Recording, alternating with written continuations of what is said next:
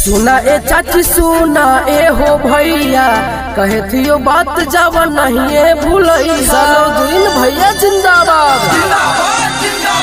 सुना ए चाची सुना ए हो भैया कहे थियो बात जावा नहीं भूलई बहकावा में केकरो नयाई लालटेन के बटन दबाई हा यूसुफ भैया के फिर से जिताई हा। एक नंबर पर बटन दबाई हा सलोदीन भैया के जिताई हा।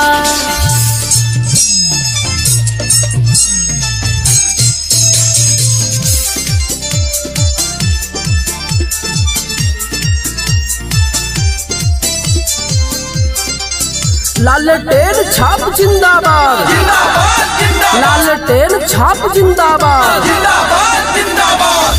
बड़े नेक दिल यूसुफ भैया इंसान हो, सब कोई मिली जुली दिहा ध्यान हो।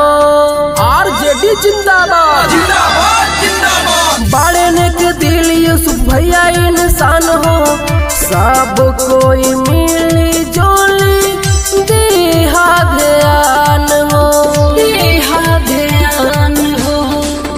इहे विनती बसात निभाई हा।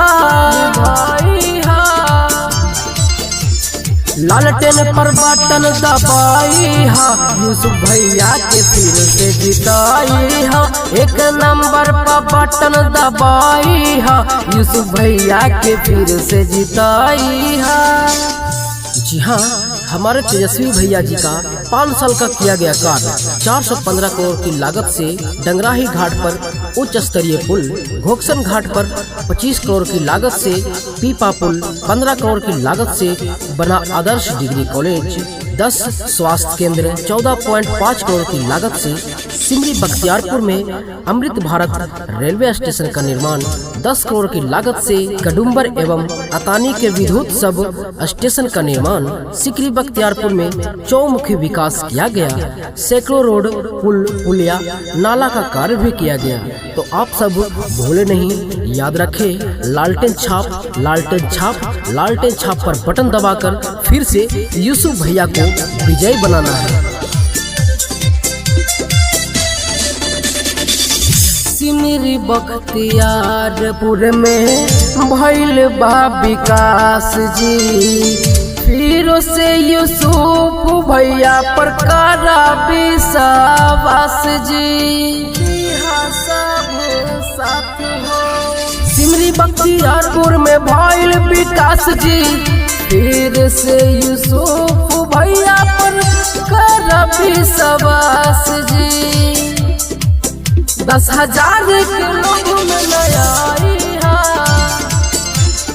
लालटेन पर बटन दबाई हा यूसुफ भैया के फिर से जिताई हा। एक नंबर पर बटन दबाई हा सलोदीन भैया के जिताई हा।